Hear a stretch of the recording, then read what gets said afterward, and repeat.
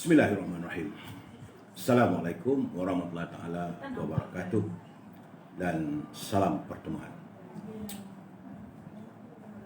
Seperti biasa, saya ingin melihat siapakah teman-teman yang hadir yang pertama malam ini. Bukannya Rubidin. Siapakah yang pertama yang muncul, ya? Kalau suara saya jelas, saya mohon like. Ya, tu dia. Bila beri nampak sign good dengan love tu, ya, saudara Syahid Ibrahim, salam. Ibrahim Cik Muda, saudara Fazil Yop, saudara Azwan Ali, apa khabar? Saudara Fuad Rahman. Ya, saudara Fuad tadi ada live tadi. Saya dengar live saudara. Marah sangat tu tadi tu. Terhadap kakitangan kerajaan. Halimah Hashim, saudara Muhammad Azmi, Kota Baru, Abu Khalid, Nazlina, Hafizah Abu Bakar, Nur Azwa, Halimah Syamsuddin, Muhammad Sani, Waalaikumsalam, Muzawahir Ziman, Rosli Lendu, Melaka, ya. Ya, Rubidin terlewat sikit tu. Love kakak. Rosinin Purongot dari Sabah, terima kasih hadir sepanjang malam. Setiap malam, ya, Rosinin hadir. Rafi Osman, Saiful Awin, Rabbani Syekh Muhammad Azhar, Yang Maya, Burukman, Husmanur Nur, Mat Otai Harun, Saudara Abu Samah, Waalaikumsalam, Pejuang Rakyat, Syafi'i Ismail, Waalaikumsalam, Adari Dali, Waalaikumsalam, Mazawari Ziman, komen tentang Aisina tu, hai Allah ya Tuhanku. Sebut begitu saya nak geram, menggigil badan ni. Tu, Ali Haji, Azwan Ali, Nusyah Yatim, Alhamdulillah Datuk, moga diberi kesihatan. Terima kasih ya Nusyah. Alan Haji Din, Muhammad Makri, Mizari, Muhammad Kharudin, Syamuddin Yusof, Muhammad Nazri dan teman-teman yang lain. Amin, ya. So, kalau saya tertinggal nama-nama yang tak sempat saya santun, saya mohon kemaafan dan insya-Allah malam nanti pelan-pelan saya susuri satu persatu. Dan apa saja yang saudara komen itu sentiasa berada dalam pemikiran saya. Ya, saudara Fuad, selesa episod Libang Libur Kerajaan Perak. Saya ingat tadi saudara Fuad mengulas tentang apa yang berlaku di Perak. Tapi ternyata saudara Fuad Rahman ini latar belakangnya dulu adalah bekas anggota polis. Kemudian menjadi wartawan bersama saya. Kami menjadi wartawan di meja jenayah, ya, saudara Fuad Usi. Kemudian saudara Fuad berhijrah ke TV3 menjadi selebriti yang hebat. Dan sebelum pencen beliau juga menerbitkan banyak program-program yang cukup berdaya saing dan diminati ramai. Ya, saudara Fuad, selamat menjalani kehidupan hujung usia kita, ya. Sama-samalah kita ni, orang nak pencen, orang tua. Dan saya masih terus melabun. Niatnya lain tidak adalah untuk memberi kesedaran pada teman-teman, memberi pencerahan. Terima kasih saudara orang Perak sedia mendengar, ya, Sabidi Nordin. Seperti biasa, saya tetap akan melaporkan. Orang tak suka pun teman buat jugalah. Nak buat macam mana? Dan saya merasakan saya berkewajipan untuk memberitahu pada teman-teman. Mungkin ada teman-teman yang telah pun melayari Majlis Keselamatan Negara dan Kementerian Kesihatan. Tapi mungkin yang tak ada kesempatan, saya mengulas sedikit saja. Iaitu pertama sekali malam ini, hari ini, kes baru COVID-19 agak berkurangan daripada semalam. Ya, semalam 1112, hari ini sudah mula menurun 959. Kita mendoakan dia akan terus kekal turun. Ya, ini. Tapi bagaimanapun tak seronok juga kita dengar, ya, saudara Kamis, saudara Azlan, terdapat 5 kematian kesan daripada jangkitan virus corona. Di Sabah juga nampak gayanya ada kelegaan. Semalam 271, hari ini 203. Moga ia dapat dipertahankan, dikurangkan. Di Labuan cuma 1. Di Sarawak, alhamdulillah, tidak ada jangkitan. Di Kedah ada kenaikan sedikit. Semalam 10, hari ini 16. Begitu juga di Pulau Pinang, ya, saudara Sajan. Semalam 18, hari ini ada 29. Di Perak, ingatkan dah selesai masalah di Perak tu. Kuranglah COVID-19-nya, tapi naik balik 33. Jumlah terkumpul di Perak adalah 2,168. Di Selangor berkurangan, alhamdulillah, semalam 417, Hari ini 277. Berkurangan. Saya tak boleh sempat lagi tajuknya Raja Kamal Raja Faizal. Tajuk malam ni belum dapat lagi saya turun ke bawah lagi. Kemudian di Putrajaya tiada sangkitan, di Kuala Lumpur ada penambahan. Semalam 98, hari ini naik pula 129 orang. Di Negeri Sembilan, Saudara Sulaiman, apa hal ni kau? Semalam 23, hari ini 33 pula, naik lagi 10.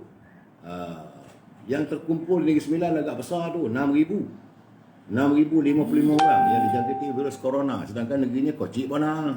Macam mana tu? Saya ingat ini mesti dah di Port Dickson dan sebagainya, di kawasan yang berhampiran.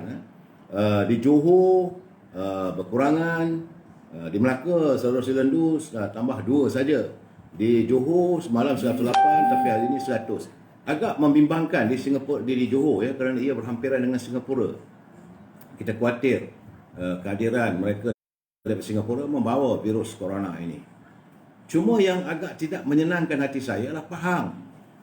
Pahang 1, 2, 3, 4, 5, 6, 7, 8. Dah 8 hari. Angka mereka yang dijangkiti oleh virus corona adalah sudah meningkat. Dia terus meningkat. Lepas hari lepas hari. Dah 8 hari betul-betul. Dan hari ini adalah seramai 119 orang daripada 33 orang yang dijangkiti oleh virus corona. Di Terengganu alhamdulillah dah ada jangkitan. Di Kelantan juga berkurangan, semalam 7, hari ini 3. Dan di Perlis, tahniah warga Perlis, sudah masuk minggu keempat. Sebulan dah Perlis tiada laporan COVID-19. Itulah saya katakan dia punya mungkin pucuk mangga harum manis gamaknya. Itu kenyataan saya, bukan kenyataan daripada Kementerian Kesihatan. Jangan pakai saya suruh cuma nak bergurau. Sebab saya ada teman saya di Perlis, Cikedi. Apa khabar saudara Cikedi? Beliau adalah bekas wartawan foto, kini menetap di Perlis. Yayasan Norris Nadir, Pahang meningkat. Itu benar ya saudara Norris, Pahang meningkat. Kita khawatir jadi harap warga Pahang berhati-hati. Zafran Arif, Assalamualaikum, Waalaikumsalam. Dan saya khawatir kerana keadaan ini meningkat. Di Amerika juga peningkatannya hari semalam saja. Untuk satu hari, sejumlah 2,076 orang warga Amerika yang menemui ajal, maut, kesan daripada jangkitan COVID-19. Dan menjadikan mangsa terkumpul. Sebab semalam saja serangannya adalah 285,000 orang. Bukan semua numbers. Kena berhati-hati. Rekod jangkitan COVID-19 mencatatkan seramai 164 orang telah mati. Dengan yang terkumpul 15 juta.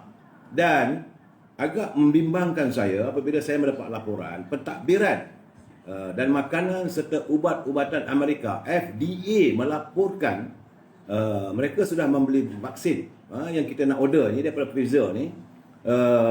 FDA melaporkan seramai 6 orang yang menjalani cubaan rawatan COVID-19 disahkan mati selepas menggunakan vaksin Pfizer yang digunakan di England.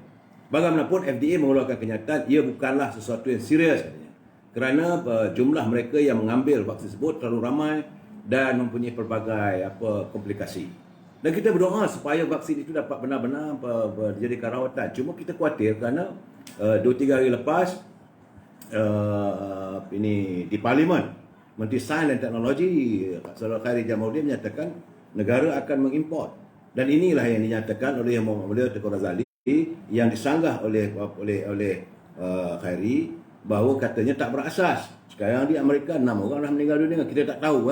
Jadi sejauh mana kesan vaksin itu benar-benar mendapat siang tadi pun di Parlimen tadi Bung Nokta bercakap lagi. Nampak gayanya tadi ada perbalahan antara Menteri Kesihatan berhubung dengan vaksin ini. Dan kita berdoalah supaya soal berbalah ni biasa dalam politik. Cuma sesuatu yang nak dilakukan biarlah secara benar, biarlah bukan untuk mengandungi unsur-unsur mencari keuntungan. Tidak lain tak bukanlah untuk rakyat. Kerana kita akan menggunakan wang rakyat, biarlah untuk rakyat. Itu yang saya harapkan. Jadi siang tadi bila Datuk Bomohtar kata dia rela untuk menjadi orang pertama menggunakan cubaan vaksin itu. Jadi apakah vaksin ini sesuai untuk menangani jangkitan coronavirus ini atau virus corona? Ia bukan untuk rawatan. Jadi yang disarankan oleh Yang Muhammad Latif Razali supaya vaksin ini bukan rawatan tetapi untuk mencegah, pencegahan. Itu yang keadaannya. Terima kasih Saudara Ali Abdul Latif. Saya puji kepada Datuk tak bermain dua kolam. Okey, saudara, itu kedudukan daripada virus corona ataupun pandemik COVID-19. Kita masuk bab sedikit. Jangan lupa kita umat Islam, kita kekasih kita adalah tidak lain tak bukan adalah Rasulullah SAW, Nabi Muhammad yang kita kasihi, yang kita rindui. Saya ingat bila saya pergi ke Mekah, bila sampai ke tempat pusara Rasulullah, tanpa disedari air mata kita berlinangan. Kita menangis bukan kenapa? Kerana rindu pada Rasulullah. Dan daripada Abu Hurairah radhiyallahu anhu berkata bahawa Rasulullah SAW bersabda, bukanlah orang yang dikatakan miskin itu orang yang berkeliling meminta-minta kepada manusia 1-2 suap makanan atau sebiji 2 kurma. Akan tetapi yang dikatakan miskin adalah orang yang tidak mendapatkan sesuatu yang boleh memenuhi hajatnya dan tidak diketahui halnya, lalu ia diberi sedekah dan ia tidak mahu meminta-minta sedekah kepada orang lain. Jadi orang miskin ni sebenarnya dari kacamata baginda Rasulullah SAW bahawa bukanlah orang yang meminta-minta, tapi memang hidup dia susah, tapi dia akan berusaha untuk memperbaikinya. Jadi pengajaran daripada hadis ini ialah kemiskinan bukan suatu penghinaan. Jangan kita lihat orang tu miskin kita pandang dia hina, kerana rezeki itu kurniaan Allah yang diberi dengan kadar yang tidak sama antara makhluk. Ada yang mendapat banyak dan ada yang sedikit. Kesemuanya mengandungi hikmah di sisi Allah sebagai ujian kepada manusia. Kalau Allah SWT mengurniakan kita rezeki yang banyak, itu sebenarnya ujian.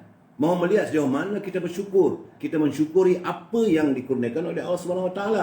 Tapi kalau kita mendapat kekurangan, mungkin hidup sedikit miskin macam sekarang lah. Ramai orang menderita sekarang ni. Itu merupakan ujian daripada Allah SWT. Bukanlah untuk kita tangisi. Ia bukanlah untuk kita ratap. Tapi kita berusaha dan kita redha apa saja yang didatangkan oleh Allah SWT kepada kita. Ya, kerana Allah berfirman, berinfaklah katanya kepada orang-orang fakir miskin yang telah menentukan dirinya dengan menjalankan khidmat atau berjuang di jalan Allah. Itu untuk membela Islam. Yang tidak berupaya untuk berniaga, berusaha dan sebagainya di muka bumi. Orang yang tidak tahu dan menyangka mereka orang kaya kerana mereka memelihara diri dari meminta-minta. Jadi orang ini sebenarnya kaya jiwanya. Dia tidak akan pergi mendarah tangan. Sebab itu ada hadis mengatakan tangan yang di atas itu lebih baik daripada tangan yang di bawah. Kan dalam tempoh JKM ini pendek, tiada mana-mana vaksin boleh dipercayai sepenuhnya. Ya. Itu memanglah kita khawatir, tapi bagaimanapun kita harus menerima mungkin ini sebahagian daripada usaha pihak kerajaan, pihak pemerintah untuk menyelesaikan masalah Covid ini. Jadi semula-mula manusia, semula-mula orang yang miskin ialah mereka yang tidak mahu meminta-minta. Malahan mereka berusaha, bekerja sedaya upaya dan apa jua pekerjaan yang halal walaupun pendapatan tidak mencukupi. Namun untuk dia meminta-minta jauh sekali. Mereka inilah yang paling layak diberi zakat dan dibantu. Kemiskinan bukan alasan untuk meminta-minta. Kerana meminta dan mengemis itu adalah pekerjaan yang hina. Jadi kita harus berusaha dan bekerjalah kerana adalah pekerjaan yang mulia. Bekerja itu adalah pekerjaan yang mulia. Ingat saudara, negara rahmah, ummah sejahtera. Ini adalah kiriman daripada Pertubuhan Ikram Malaysia Negeri Johor yang hari-hari saya dapat dalam wall saya. Saya mengucapkan terima kasih kepada Pertubuhan Ikram Malaysia Negeri Johor yang tidak henti-henti saban hari menghantar perkongsian sehari satu hadis. Bagaimanapun kita masih lagi bab agama ini, saya agak terkesan bila menatap surat terbuka yang dihantar oleh Ustaz Haji Kamil bin Siddiq Itu jemaah Masjid Darul Falak. Itu Bukit Hijau. Saudara, satu pelan-pelan kita malam ni kita relax sikit. Ini adalah surat terbuka kepada Yang Berhormat Senator Tuan Guru Datuk Dr. Zulkifli Muhammad Al-Bakri, iaitu Menteri di Jabatan Perdana Menteri, iaitu Hak Ehwal Agama. Katanya, Assalamualaikum Yang Berhormat Senator Tuan Guru. Terlebih dahulu saya mohon maaf sekiranya YB Senator Tuan Guru terganggu dengan kehadiran surat terbuka ini. Ringkasnya, surat ini adalah luahan pandangan dari diri saya sebagai hamba Allah yang daif lagi fakir ini berkaitan situasi suasana sepi di masjid dan surau buat masa sekarang ini. Kami para jemaah masjid dan surau yang terjejas umumnya, maklum ijtihad ketetapan berkaitan SOP di masjid dan surau telah diambil dengan cermat dan sebaik mungkin. Mereka menggunakan SOP mengikut apa saja arahan pihak berwajib. Demi bagi memastikan untuk mengelakkan fitnah timbulnya kluster baru dari mana-mana masjid atau surau dengan penyebaran jangkitan COVID-19. Jangan lupa, mula-mula dulu COVID-19 ini merebak, mereka menuduh bahawa ia datangnya daripada kluster tabligh di selatan, dekat Bukit Jalil sana. Jadi para masjid ni sungguh menjaga supaya jangan timbul wujudnya kluster yang boleh menghina kita. Jadi mohon maaf saya buat Senator Tuan Guru, bagi kami yang jahil ini dengan menghalang atau membatasi kehadiran jemaah yang sangat tidak masuk akal untuk beribadat di rumah Allah, inilah fitnah yang sebenarnya. Mereka tidak setuju. Kami percaya Yang Berhormat Senator Tuan Guru sendiri sangat sedia maklum bahawa pematuhan SOP penyerakatan penularan COVID-19 oleh para jemaah adalah yang paling berdisiplin dan terbaik. Kami tak pernah berlaga bahu, itu mematuhi jarak 1 meter, masuk ke masjid atau surau dengan penuh tertib. Lepas solat, kami tidak duduk dekat-dekat, bahkan tidak bersalaman seperti biasa. Keadaannya jauh berbeza dengan apa yang kami sering lihat berlaku di pasar malam, di pasar raya, restoran-restoran, kedai-kedai runcit yang jauh lebih ramai, bersesak dan seakan tiada SOP langsung. Namun, tidak pula kedengaran pembatasan kehadiran pengunjung pasar raya. Hanya dihadkan 40 orang saja. Hanya AJK pasar malam saja yang boleh hadir. Jadi tidak pula dengar, kena bawa pinggan dan gelas sendiri dan sebagainya, seakan SOP di masjid dan surau. Tapi pengunjung tempat-tempat seperti ini juga datang dari pelbagai tempat yang tidak kita tahu status kesihatan mereka. Sedangkan kami ahli karya dari kampung atau dari kawasan kejiranan perumahan yang kebanyakan tidak ke mana-mana sepanjang PKPP ini. Jadi maksudnya, biasanya jemaah masjid dan surau adalah orang yang sama saja. Kami tidak pandai hendak berdalilkan nas Al-Quran ataupun hadis untuk membenarkan situasi sepi yang menyedihkan ini berterusan. Bukan saja berlaku di negara kita, bahkan di Masjidil Haram dan Masjid Nabawi. Sedih sangat. Masjid dan surau sepi, tapi meriah di pasar raya dan di restoran. Namun kami jahil katanya dan fakir. Ini yakin dengan kita semakin meramaikan kehadiran ke rumah Allah untuk sama-sama berdoa, merayu dan merintih kepada Allah agar waris ini segera diangkat oleh Allah SWT. Itulah yang terbaik. Bukankah doa itu senjata untuk orang-orang Muslim? Yang Berhormat Senator Tuan Guru, kita sudah melihat dengan cara dan ikhtiar manusia selama ini tidak dapat menyelesaikan permasalahan ini secara tuntas. Bahkan sekarang semakin tinggi kes baru setiap hari. Barangkali katanya Allah SWT hendak memberitahu kita, cukuplah selama ini kita hanya yakin dan banyak bergantung pada sama manusia. Marilah kita lebih meyakini dan banyak bergantung hanya kepada Allah SWT. Kami bukan ingin mengingkari SOP yang telah ditetapkan. Cuma biarlah jumlahnya kehadiran jemaah adalah mengikut saiz masjid dan surau. Itu saja yang kami mohon, Yang Berhormat Senator Tuan Guru. Kami yakin dengan kerjasama dan kemuliaan Yang Berhormat Senator Tuan Guru dapat berlapang dada dengan permohonan kami yang daif ini. Yang daif dan fakir, Ustaz Haji Kamil bin Siddiq, Jemaah Masjid Darul Falah, Kampung Bukit Hijau, Jeram, Selangor. Jadi kita mengharapkan kaki tangan di Jabatan Perdana Menteri yang menjaga hak ehwal agama Islam ini, silalah buka minda anda. Sebab apa yang disungutkan oleh warga surau, warga masjid, tidak bukan kenapalah masjid ini dikawal begitu ketat, sedangkan pasar raya bebas. Sedangkan di pasar malam bebas, restoran bebas. Tak ada pula nak suruh bawa pinggan, bawa ini SOP. Sedangkan kita nak ke masjid, kena bawa masing-masing punya sejadah. Dan orang nak masuk, nak sembahyang Jumaat khususnya, kena register lebih awal. Kadang-kadang terlupa nak register, tak boleh nak masuk. Jadi bagi saya lah, saya melihat perkara ini perlu ditangani.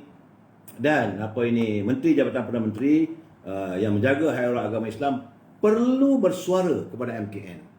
Janganlah kita menutup rumah Allah. Janganlah kita sisihkan diri kita daripada masjid. Bagi kita yang terbaik adalah doa kita dengan Allah SWT. Inilah tempat kita mengadu, inilah tempat kita merintih sepanjang masa. Kerana ingatlah, kuasa Allah adalah segala-galanya di muka bumi ini. Okey, saudara, itu bab agama sedikit. Jangan marah pada saya bukan nak mencabar sesiapa. Saya menzahirkan. Sabar saudara Said Muzaffar, Syed Zainul, UMNO no choice, Zaid no choice. Tak apa, ini kita akan ulas sekejap lagi ya. Sekejap lagi saya sampai bab satu persatu. Saya lebih suka sebab saya ni orang sok khabar. Dia chapter 1, chapter 2, chapter 3. Jadi untuk saya nak terjah sana terjah sini tu nanti tonggang langgang jadi naratif cerita saya ni. Jadi sekarang ni saya masuk bab e-commerce. Saya masih lagi menanti teman-teman. Saya tahu teman-teman yang terkesan mungkin tak boleh nak mulakan perniagaan, tak mengapa. Tapi bila ada saja nanti, jangan lupa untuk saya hubungilah Siti Farehah, menantu saya tu yang mengusahakan dendeng manis Siti Farehah untuk mengiklankan barang-barang produk saudara supaya cuma saya minta janganlah tadi saya dapat satu produknya itulah produk wiper. Yang itu saya ingat tak payahlah. Jadi saya lebih suka kepada perusahaan orang kampung. Macam apa yang dikirim oleh saudara Taram Shah daripada Muar, kopinya ataupun serbuk untuk buat mi Bandung. Jadi ini boleh kita kongsi bersama supaya dapat kita rentas sempadan kita dengan produk-produk kita. Jadi saudara ada produknya, sila hantar, berhubunglah dengan Siti Farehah 017 711 4300. 011 711 4300. Tapi kalau nak mengiklankan saudara punya MLM ke, itu saya tak maulah. Ini yang perniagaan yang agak mengarut ni saya tak setujulah sebab saya tak mau menipu, saya tak mau terjebak sama dengan teman-teman yang begitu terkesan sekarang ekonominya. Begitu juga jangan lupa boleh hubungi anak anda saya Al-Azhar 011 330 41241. 011 330 41241. Boleh nak jadi ejen ke untuk dia punya bahulu berdal. Ini kuih yang very rare ataupun rendang toknya ataupun pelbagai kerepek yang dihasilkan oleh ibunya. Dan jangan lupa kalau ada waktu, ada lebihan wang, orderlah buku saya Rahsia yang Terpendam, kisah perjuangan yang dibuat oleh Tengku Laillah Hamzah, dan dari penjara catatan almarhum Datuk Harun Idris sepanjang beliau berada di penjara. Itu saja e-commerce saudara Azhar di Perlis. Apa khabar saudara, perniagaan saudara macam mana? Susu Situ Joy, macam mana kerepek? Saya tengok kerepek dari Kedah tu Mak Wan hebat nampak gayanya, ada dia punya respon. Begitu juga buah-buahan daripada Kizinis. Okey, habis e-commerce. Saudara, salam impian moratorium dan kumpulan wang simpanan pekerja RM10,000. Tajuk perbincangan kita malam ini, masih ada yang bengkak hati. Yang tanya kat saya dia apa tajuk malam ini? Tajuk malam ini adalah masih ada yang bengkak hati. Saudara, saya seperti dengan saudara tetap akan menyuarakan tuntutan agar pimpinan yang berada di anjung kuasa di Seri Perdana secara tuntas tolonglah dengar denyut nadi rakyat yang terkesan. Pertama sekali kita tak ada minta lain, kita cuma minta moratorium, iaitu penangguhan untuk membayar hutang bank ataupun hutang institusi kewangan sebagaimana yang disuarakan oleh Presiden UMNO sewaktu beliau membahaskan ucapannya di Parlimen. Tuntutan UMNO lain tak ada, menyedari denyut nadi rakyat. Kita hendak supaya kerajaan tolong Tak tahu lagi nak buat macam mana lagi. Tolonglah bagi tahu pada syarikat-syarikat yang mengendalikan syarikat peminjam kewangan. Sebab anak-anak muda yang beli motor, yang ada beli kereta dan sebagainya, finance company, mereka masih tertekan kerana tidak ada arahan secara tuntas. Begitu juga dengan bank daripada Kementerian Kewangan. Apakah moratorium ini, bila nak dilaksanakan sepenuhnya dan bila tempohnya? Ini keadaannya. Kemudian begitu juga dengan kumpulan wang simpanan pekerja. Kita tak maulah sudah-sudahlah Tengku Zaril. Anda jadi ketua eksekutif di situ. Usahakanlah sebaik mungkin. Dan paling penting, jangan ada syarat-syarat yang mengarut. Jangan ada prasyarat itu syarat. Tak payah. Perlu diingat, kebanyakan pencarum kumpulan wang simpanan pekerja ini adalah warga yang bekerja di sektor swasta. Mereka bukan rakyat kerajaan. Ada yang okey, gajinya puluhan ribu. Itu tak ada masalah pada mereka. Tapi kebanyakannya masyarakat warga buruh. Kaum buruh yang pelan-pelan naik gaji sikit-sikit dapatlah. Apabila kerajaan membuat dasar gaji sekurang-kurangnya 1,200, 1,400. Inilah mereka yang paling banyak. Inilah majoriti rakyat kita yang begitu terkesan. Mereka terkesan bukan kehendak mereka. Tidak lain dan tidak bukan semata-mata kerana keadaan. COVID-19 ni siapa yang boleh jangka? Anda yang berada di kumpulan wang simpanan pekerja pun tidak boleh berfikir. Kita tak terfikir bahawa keadaan begini. Malahan mereka yang berada di anjung kuasa Sri Perdana pun, mereka tidak boleh terfikir bahawa kesan itu boleh menghancurkan, melumpuhkan ekonomi dunia. Jadi, bersamalah kita menyelesaikan. Dan yang rakyat minta bukan minta duit daripada kerajaan. Duit yang mereka simpan dalam kumpulan wang simpanan pekerja. Ya, saudara Ganisan Cavalry, saya menyantuni rintihan saudara. Bukan saudara Ganisan Cavalry aja, ramai. Tadi saya sempat lagi naik MRT, memanglah. Cakap terus terang tadi, saya keluar daripada rumah sekitar jam 11 pagi, sepi. Dan jumpa dengan teman-teman kemudian saya pergi nak mengetahui perkembangan. Nak masuk parlimen takut sebab kena test dan sebagainya. Saya pergi ke bangunan UMNO. Nak tahu apa perkembangan di Perak. Saya melihat perjalanan naik MRT tu, ya Tuhan. Kedai-kedai tak ada. Gerai-gerai yang dulu begitu seronoknya kita tengok anak-anak bangsa kita berniaga, dah tak ada. Malap, sepi. Jadi pimpinan kerajaan harus tahu.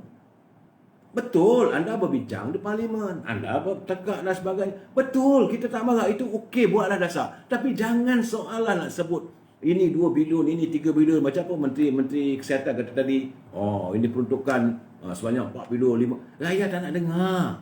Mereka nak dengar cuma 10,000 kumpulan wang simpanan pekerja. Tolong bagi kami yang berkelayakan. Bukan dia minta, kalau simpanan mereka ada 9,000, dia tak minta 10,000.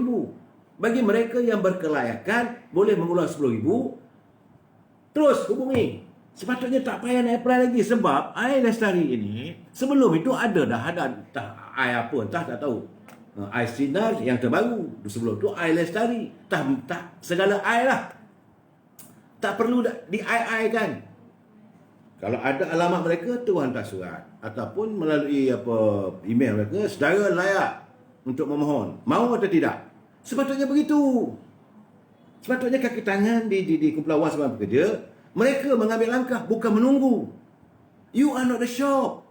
They have to wait for the customer. Anda bukan kedai yang menanti pelanggan. Anda harus melangani pencarum. Jadi kumpulan wang simpanan pekerja bukan tak ada kaki tangan. Sepatutnya hantar notis. Bukan notis nak kutip hutang. Kalaulah notis daripada dulu waktu saya bekerja dulu ada. Kadang-kadang 5-6 bulan datang dia punya surat. Bila tengok KWSP itu lambang tu, kita tersenyum. Nak tengok berapa jumlah kita dapat. Dan waktu itu ada pula bagi tahu dividen kita dapat macam ni. Seronok. Jadi apakah kumpulan wang simpanan pekerja tak boleh menghidupkan suasana itu balik? Why can't you dalam keadaan sekarang ni berilah suasana yang ceria kepada rakyat, kepada pencarum yang mencarum wang mereka. Anda layak untuk dapat ini. Adakah anda mahu atau tidak? Sila kemukakan. Tak payah tak syarat. Yes or no, sudah, jalan. Kalau yes, bagi tahu akaun bank mana dan terus masukkan. Itu saja. Kenapa letak syarat? Kenapa buat itu? Kenapa buat kenyataan? Itu yang saya kata kadang-kadang kenyataan yang merepek, kenyataan yang merapu. Bagi saya merapu lah sebab you tidak menghiburkan rakyat. You tidak menyantuni masalah rakyat. Rakyat sedang menderita. Apalah salahnya? Wujudkan satu department, kononnya adalah ini customer service lah, mengikut kehendak masa. Kalau ni. Tetapi jangan lupa anda juga sudah berada pada emailnya dengan lah. Tapi jangan bersikap So saudara berakhir derita man. Saya melihat ini bukan berakhir derita man, masih lagi derita yang belum lagi ada surutnya. Kita masih lagi nantikan. Saya tahu benda itu kerana melibatkan keluarga saya. Malahan saya betul masih malah pergi ke Kepulauan Sebarang Pekerja kena beratur pula. Kena tambang. Dalam keadaan tak ada duit. Apalah salahnya kalau kumpulan wang simpanan pekerja mewujudkan satu department. Key in aja. Itu yang mana ada dia punya email. Sebab itu urusan waktu I Lestari dulu. Adalah rekodnya. Jadi saudara layak untuk mendapat ini. Sila hubungi kami segera untuk urusan pembayaran. Kan ke lega kalau dapat begitu? Yang dapat tengok tu Allah seronok. Walaupun lambat pun tak apalah. Ini tidak. Anda seolah-olah nak jadi toke. Anda seolah-olah menjadi tuan. Anda seolah menjadi kedai. Menunggu pelanggan hadir. Sepatutnya anda pergi berjumpa dengan pelanggan. Customer service of Kumpulan Wang Simpanan Pekerja yang diwujudkan sepatutnya menghubungi pencarum. Bukan pencarum tempat saya beratur. Datuk nak tanya, akaun emas boleh keluar tak? Saudara Mahdi Hashim, sepatutnya kalau akaun emas boleh keluar semua. Kita dah sampai warganya, kena semua. Sepatutnya begitu. Saya mencadangkanlah, memanglah orang akan katalah, ni Datuk Amir ni dia lain tak ada lain ke security awak. Saya bukan kritik, saya memberi pencerahan, memberi pandangan supaya untuk memperbaiki dan untuk menjalin satu suasana agar warga bangsa kita, warga yang harmonis ini disantuni dengan baik. Dan dalam keadaan sekarang, mereka tak ada apa pun. Mereka menggantungkan harapan. Ini dah masuk bulan ke-8. Yang mereka begitu terkesan. Saya naik Grab. Dulu dia kata saya boleh dapat lah satu hari 200, 300. Sekarang nak dapat 100 pun dia kata macam nak pecah buntut dia kata. Round satu Kuala Lumpur. Nah, kita mengharap. Saya mudah-mudahan kalau saudara dengar apa yang saya sarankan ini, tolong buatkan video tu, potong saranan ini, hantar ke PKPF. Dengarlah ni katakan. Kita bagi cadangan. Dan saya juga mengharapkan mungkin ada kalangan-kalangan pelayar ini yang bekerja di Kepulauan Sebarang Pekerja, tolong panjangkan cadangan saya. Supaya mereka yang berada di jabatan customer service ataupun khidmat pelanggan tak perlu tunggu pelanggan datang. Tambah-tambah lagi kalau duduk di kawasan-kawasan luar bandar. Contoh, saya bagi contoh. Yang mereka yang berada di Kepulauan Sebarang Pekerja di Ipoh. Takkan nak tunggu orang datang di Betul Intan. Yuk, Raban Tebin ni mah yuk. Duit dah tak ada. Takkan nak bergolok bergadai. Itu pun pergi bukan dapat. Ni tangguh 26 hari bulan ni sih. Nak beratur, berpanas. Sedih. Saya pernah bersungut dulu ketika zaman waktu itu Kerajaan Barisan Nasional mengeluarkan BRIM. Bantuan Rakyat Satu Malaysia. Okey. Sebab bila saya melihat mereka beratur tu saya sedih. Saya sedih. Kerana tak sepatutnya. Kalaulah waktu itu pimpinan Barisan Nasional peka pada keadaan rakyat dan menyantuni cadangan saya, bukannya rakyat jumpa mereka berjumpa dengan rakyat. Pegawai-pegawai banci turun, gunakan melalui cawangan-cawangan UMNO, bahagian-bahagian UMNO, ke ramai ahli, pergi rumah-rumah. Ini pakcik, wang pakcik, ini daripada inisiatif yang dilakukan oleh UMNO. Inilah perjuangan kita. Alhamdulillah, Datuk Seri Najib begitu prihatin. Untuk pakcik ada sebab RM1,000, untuk makcik RM500, untuk ni. Saya rasa tak lari. Tapi masalahnya bila mereka beratur tu datang kemarahan. Kena pula mereka-mereka yang berkhidmat di kaunter-kaunter ni kalau sombong. Saya tahu. Saudara Mak Azmi Mak Ali, jika EPF tak ada duit, biarlah bank rakyat bantu dulu. Sebanyak RM10,000. Kemudian bank rakyat buat potongan bulanan dari simpanan EPF. Itu juga cadangan yang baik. Itu juga penyelesaian. Sebab bank rakyat ni bank kita. Bank yang diasaskan oleh kerajaan. Boleh, Saudara Azmi, saya bersetuju pandangan saudara. Bank rakyat hubungi. Tapi kumpulan wang simpan pekerja hantar data tu kepada bank. Adakan satu perjanjian bersama. Ini masalah saya lihat sekarang ni, kita baru 9 bulan. Nak tunggu lagi 17 hari. 17 hari tu baru nak daftar. Kenapa tak buat dari sekarang? Kenapa nak tunggu rakyat pergi menyembah? It is too much. Bagi saya ini berlebihan. Just hantar, you are qualified. Anda berkelayakan. Sila nyatakan, anda atau tidak. Itu saja. Ini masuk dalam data. Kalau anda lebih sekarang, sampai 20 hari bulan, dah boleh keluar duit dah. Kenapa nak tunggu pula lagi pertengahan Januari? Saudara Saudara Muhammad Azidal Jamaluddin, tumpur tu. Bukan. Kadang-kadang saya bila bagi pencerahan begini, ada teman-teman yang masuk begitu mengembirakan saya. Waktu saya tengah marah, bila kata tumpur, saya ketawa sikit. Orang Perak kata kalau tumpur tu huyuk. Huyuk tu maksudnya lebur lah. Jadi bagi kita ada banyak cadangan.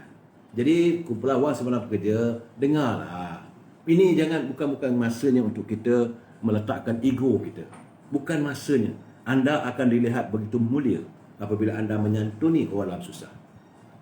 Dalam keadaan susah, tadi saya dah baca hadis tadi. Sebab mereka bekerja.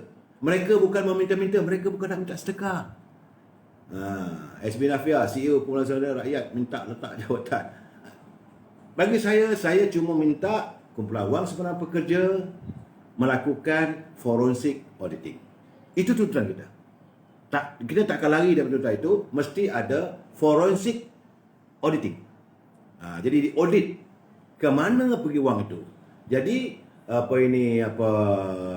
yang menjaga dana-dana. Apa yang saya kata salah dah. Tuan ni lupa pula tu. Yang menjaga fund manager. Okey? Fund manager bukan fund ketawa tau. Bukan fund suka. Fund itu adalah dana pelaburan. Mereka ini perlu disiasat. Kerana kita tak tahu. Sebab semalam saya katakan mula dah terkeluar cerita bahawa pelaburan ada dalam top glove. Saya yakin banyak lagi dalam benda-benda yang bukan-bukan. Keyakinan saya lah. Mungkin saya salah. Tetapi kalau adanya auditing, SPRN, buka file. Sebab duitnya banyak, bukan sikit.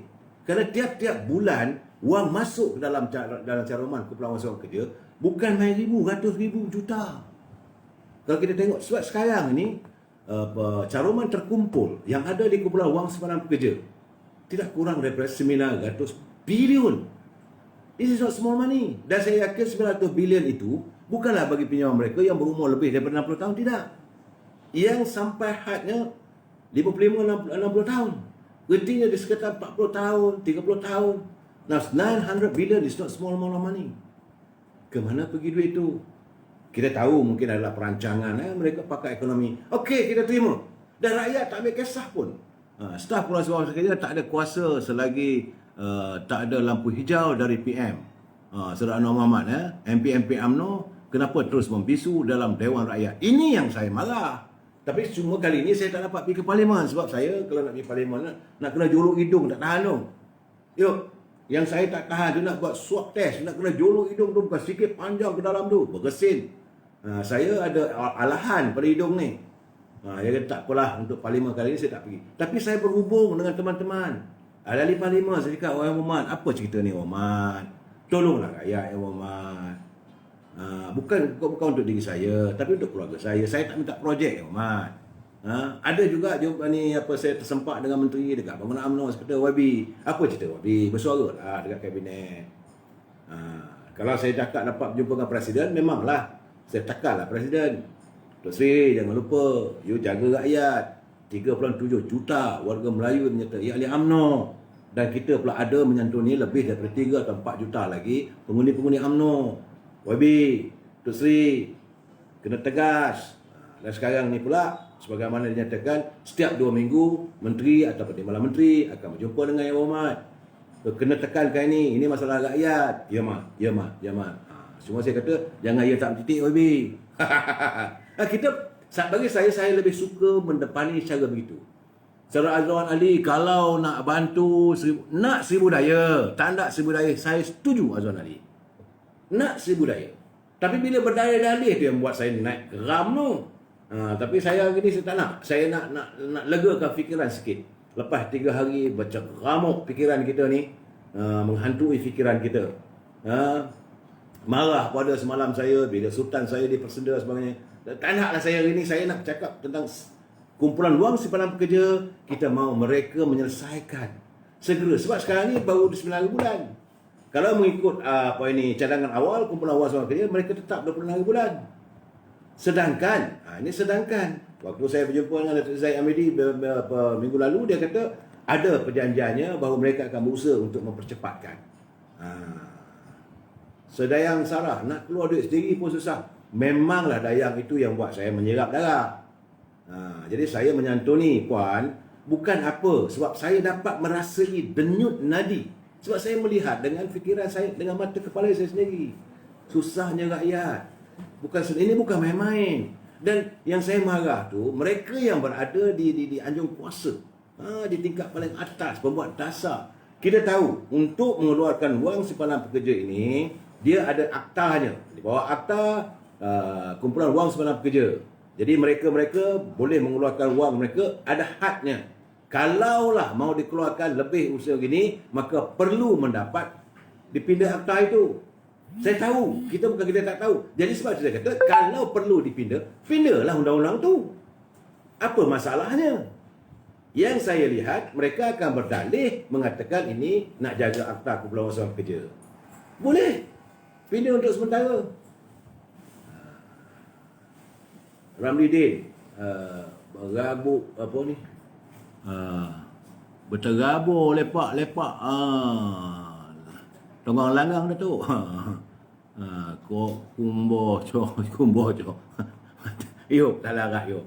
Saya menyantuni benda ni sebab saya dapat rasa. Saya dah asal dari kampung. Saya bukan datang daripada kota raya. Saya bukan dilahirkan di tengah kota raya. Mungkin kaki tangan yang ada dalam kumpulan wang simpanan pekerja hari ini, mungkin majoriti mereka adalah warga kota. Cuma balik ke kampung tu tahun sekali ataupun setahun 2 kali ada perayaan atau mak bapak dia buat cuti. Jadi mereka tidak rasa. Saya dapat merasai macam mana kehidupan di desa. Susahnya rakyat. Jadi bila begitu, kalaulah tidak ditangani, tidak disantuni, terasa sangat saya. Sebab hanya mereka yang pernah mengalami apa yang pernah dialami oleh mereka sahaja dapat mengetahui kepedihan itu. Tok, kalau kamu semua kata duit tak ada, bagaimana tu?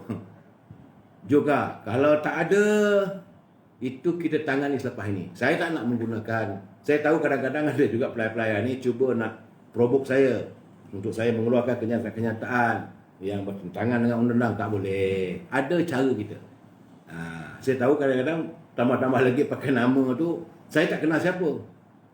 Jangan pula saya ni dia perangkap. Marah sangat warga kumpulan wang simpanan pekerja, marah sangat dengan saya sebab saya tak malam, cuma nak perangkap saya pula. Sabar lah ya, isu Perak tu. Memang. Jadi saya mengharapkan bersama kita berdoa agar warga di kumpulan wang simpanan pekerja benar-benar prihatin atas untung nasib pecarum-pecarum dan warga pekerja yang begini, yang telah kehilangan pekerjaan, sudah dalam kehidupan yang cukup susah. Okey. Tajuk kita malam ni ialah masih ada yang bengkak di hati. Jadi sebelum tu kena baca pantun juga. Ini pantun Pak Nazil. Dia kata, duduk nikmati bersama kopi dengan biskut. Hendak belajar agama, jangan ikut-ikut. Beli kacang bendi, letak atas para. Santun akal budi, serlah dalam bicara. Jadi saudara, terima kasih Pak Nazil. Kita hayatilah. Kemudian ada kiriman saya daripada Datuk Ghazali. Dia kirim pada saya ni kata-kata hikmat. Dia kata, usah kamu bandingkan hidup kamu dengan hidup orang lain, kerana dari situlah sedikit demi sedikit memenuhi hati kamu dengan perasaan. Kenapa Allah tak memberi kamu itu, tak memberi kamu ini? Kenapa Allah tak pernah memberikan kebahagiaan pada kamu? Sedangkan Allah itu yang maha perancang. Dia yang terbaik merancang di dalam semua perkara. tugas kamu hanya satu, iaitu bersyukur. Jangan kita menghukum seseorang itu kerana masa lampau gelapnya. Sebab kita tidak mengetahui pengakhiran hidup kita. Jadi jangan kita menghukum seorang itu kerana masa lampau. Kalau mungkinlah seorang, ini yang terjadi dalam masyarakat kita. Banduan pun kita sisihkan. Sebab kita tak tahu apa pengakhiran hidup kita. Saudara? Usai. Malam ini, Mesyuarat Muafakat Nasional sedang berlangsung. Saat ini sedang berlangsung di tingkat 39 Ibu Pejabat UMNO Malaysia. Semalam, Mesyuarat Biro Politik UMNO diikuti dengan mesyuarat pengurusan dan ketua-ketua perhubungan UMNO negeri-negeri dari seluruh negara. Jadi saya dapat tahu Lenjan. Malam tadi kabarnya Lenjan Datuk Seri Zahid kena balun. Aku nak minta tegar lah itulah. Saya relax, dia tenang saja. Sebab bagi beliau, Datuk Seri Zahid ini mahu menyantuni Muafakat Nasional. Sebab terasa sangat macam saya kata semalam. Kalau kita melakukan tindakan yang terburu-buru, akhirnya Muafakat Nasional ini hancur. Bila Muafakat Nasional ini hancur, inilah kehendak mereka. Inilah kehendak mereka nak memecahkan perpaduan antara UMNO dengan PAS. Sebab itu saya menzahirkan kekhawatiran semalam. Sebab itu saya put the blame pada setengah pimpinan dalam PAS. Jangan diadu begitu, jangan terperangkap dengan percaturan politik. Dan terbukti. Tadi, kurang ada mesyuarat apa semua, tadi, bila Datuk Zahid dah mula memberi gambaran. Dia tak bagi, dia tak kata warning lah. Secara berhemah, dia beri gambaran. Kalau keadaan begininya, maka kita akan mencari partner yang lain. Maka wujudlah satu pertemuan sekitar jam 12 tengah hari tadi antara 3 presiden. Sepatutnya beginilah. Jadi 3 presiden itu berjumpa adalah Tan Sri Muhyiddin bersama dengan Tuan Guru Haji Hadi dan Datuk Seri Zahid Hamidi. Maka tercapailah tetapi yang tidak menyenangkan hati saya, kita sebenarnya tak tahu apa yang berlaku dalam mesyuarat itu. Saya cuma mendengar. Saya waktu tengah berdosa dapat kiriman yang tak sepatutnya saya nak ceritakan. Tetapi kenyataan daripada 3 setiausaha begitu tak patut menggambarkan seolah-olah Datuk Zahid Hamidi ini digambarkan menyembah minta maaf lah. Tak betul. Itu tak betul. Dalam mesyuarat 3 orang, okey tentulah dia kata sorry lah, dia kata what happened in Perak. Itu pun bukanlah menyembah. Bahasa biasalah Datuk Zahid ni selalunya saya minta maaf lah. Itu memang dia punya ayat. Orang yang sentiasa berhemah dan bersangka baik, dia selalu cakap saya minta maaf lah. Saya nak bagi tahu saya minta maaf. Jadi bukan itu yang harus dijadikan dalam surat ataupun kenyataan media. Saya nampak kenyataan media yang dikeluarkan oleh 3 setiausaha. Saya mempersoalkan kenapa perkataan maaf itu ditonjolkan. Nampak daif sangat. Nampak bersalah sangat UMNO ni pada ini PBM dan pada ini Bersatu ataupun pada ini PAS. Jadi saya tengok lagi. Yang menandatangani kenyataan media itu Setiausaha Agung PAS, iaitu Taqiyuddin, Setiausaha Agung Parti Bubi Bersatu. Hamzah Zainuddin yang melompat daripada UMNO dan bukan Setiausaha Agung UMNO. Yang menandatangani ini adalah Setiausaha Agung Barisan Nasional, Anwar Musa. Sebab itu saya katakan, dari dulu lagi, bila keluar kenyataan, saya akan menghayati satu persatu ayatnya. Seringkali ayatnya itu nak memerangkap Presiden. Dulu, masa wujudkan melalui pertemuan antara PAS, Jabatan Teknikal, PAS dengan UMNO, maka bersetujulah menerima PBM ini menyertai Muafakat Nasional. Apa ayatnya yang saya balun malam tu? Timur Presiden sebut ayat itu ditulis. UMNO dan PAS, Muafakat Nasional mengundang. Anginlah saya boleh tengok begitu. Nampak sangatlah kita ni apologetiknya. Begitu juga dengan tadi. Saya tak tahu, saya tahu banyak benda. Sebab saya tak boleh cerita. Tetapi akhirnya kena bersetuju. Kalau tidak, seperti mana saya kata semalam. Jadi kita ni warga UMNO ni memang cepat panas darah. Tapi Presiden menyantuni dengan begitu baik.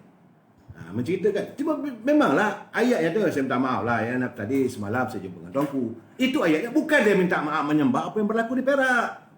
Dia kata buat siapa di Perak tu, biasalah kita minta maaf lah sama-sama kita. Apa salahnya? Takkan itu yang dianggap seolah-olah Datuk Zaid Hamidi menyembah lutut mereka. Itu kenyataan yang tak betul. Ini satu kenyataan yang seolah-olah mau meletakkan Presiden UMNO ini naif sangat. Presiden UMNO ini layu sangat. Ini isu Barisan Nasional sakit urat. Betul itu. Saya marah belum begini. Pasal saya tahu karakter Presiden UMNO ni, dia sentiasa berlapang dada. Berapa kali kadang-kadang saya bercakap dengan dia, nak lantik orang tu, lantik orang ni. Saya tak setuju lah, orang ni. Tak boleh. Ada satu ketika dan lantik seorang. Saya tak mau. Pandangan lah, kita kawan kan. Sebab saya berkawan dengan beliau sejak beliau jadi supporter Datuk Seri Najib. Sejak beliau jadi Ketua Perangan Pemuda UMNO Malaysia. Dah berkawan. Boleh berjumpa, rapat, bertanya apa semua tu.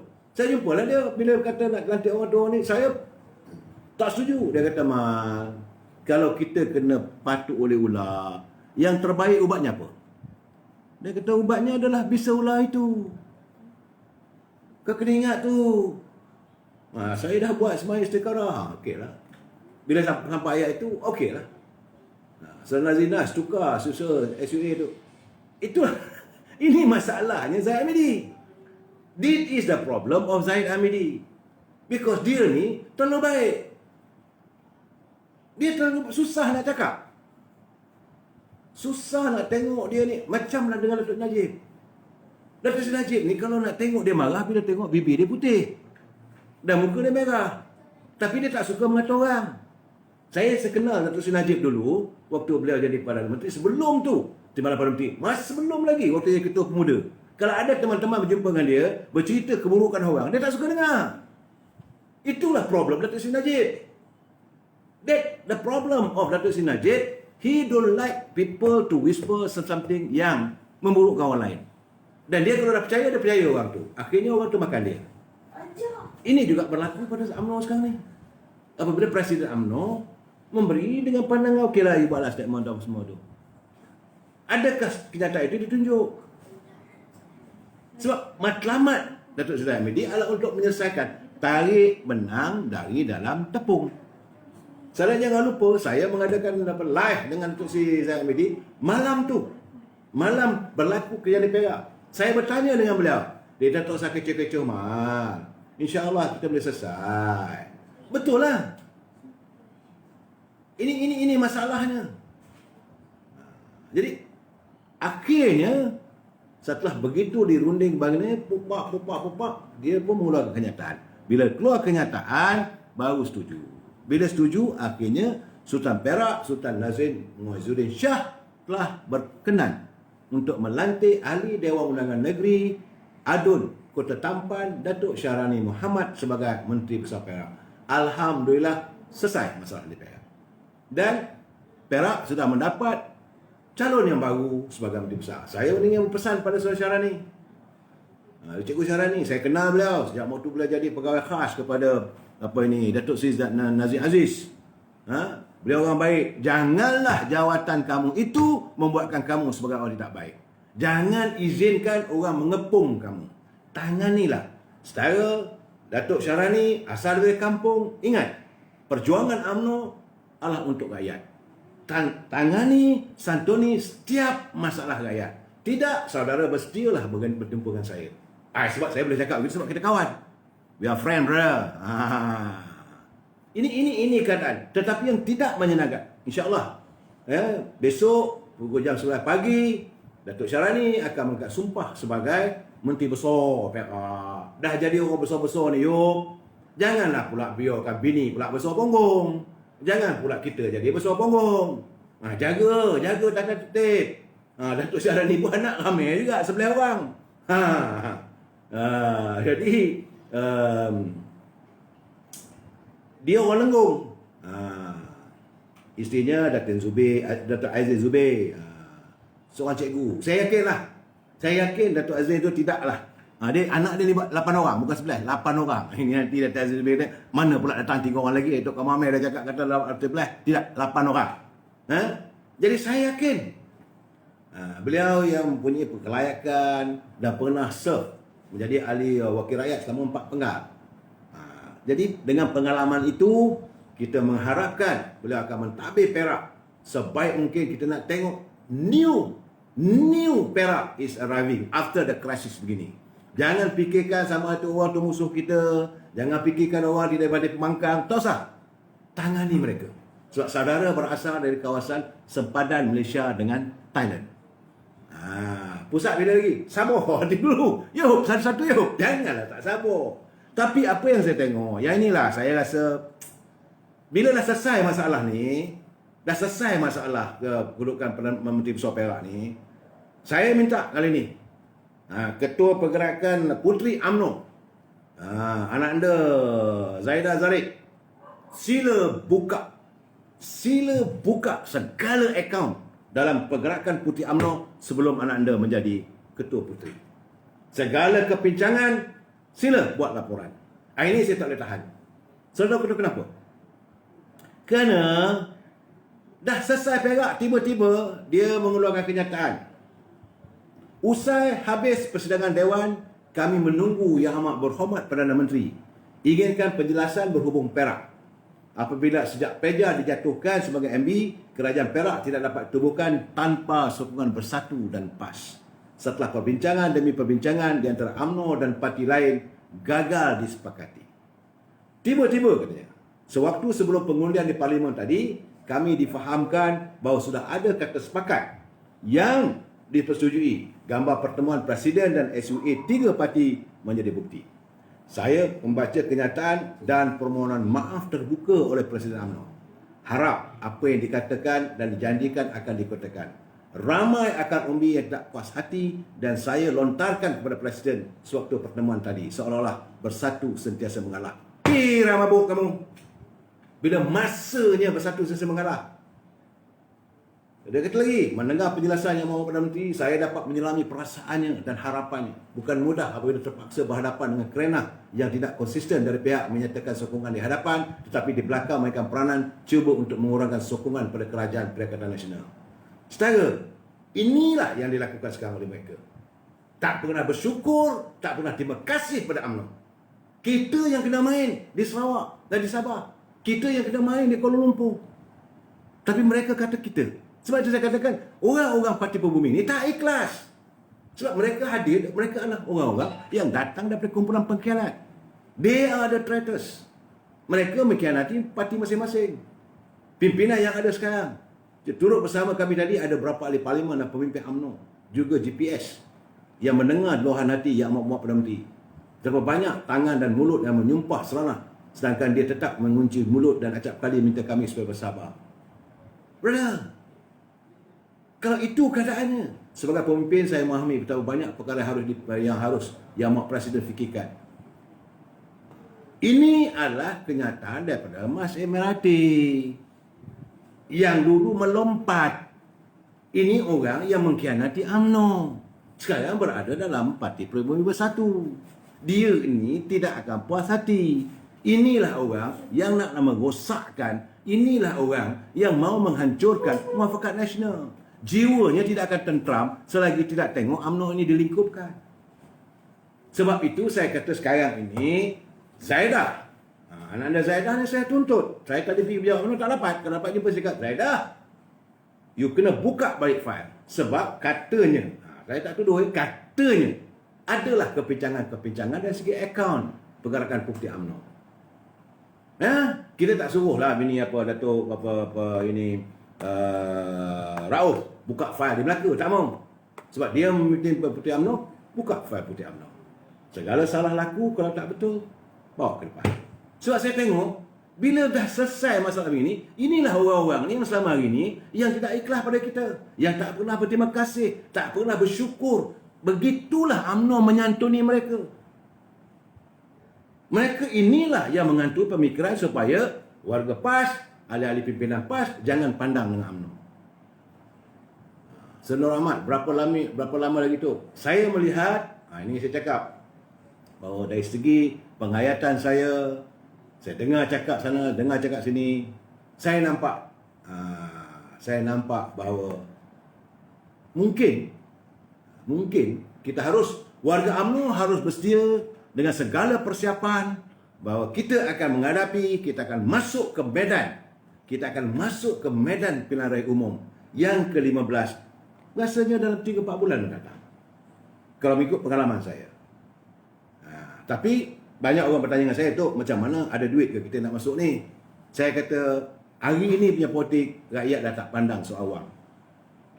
Dia kata, betul. You cuba tengok, waktu UMNO bertanding dulu tu, kita menggunakan wang berapa banyak? Yang mengalahkan kita, parti tak ada duit pun. PAN mana ada duit? PKR bukan tak tahu, Presiden yang dalam penjara masa tu. Yang kok ada duit DAP je. Lepas tu PBN, mana ada duit? Dr. Mahathir waktu tu kedekut. Tapi mereka boleh meluang. Jadi artinya, it's not about the money. This is not about the cyber. Macam mana kita harus mengukuhkan kekuatan bala tentera kita. Warga UMNO di peringkat cawangan, di peringkat bahagian, be prepared. Another 3 to 4 months, we face them hard. Wabillahi taufiq wal hidayah. Assalamualaikum warahmatullahi taala wabarakatuh. Kita jumpa lagi malam esok. Nak tengok barisan-barisan Esko Perak pula. Terima kasih. Selamat malam.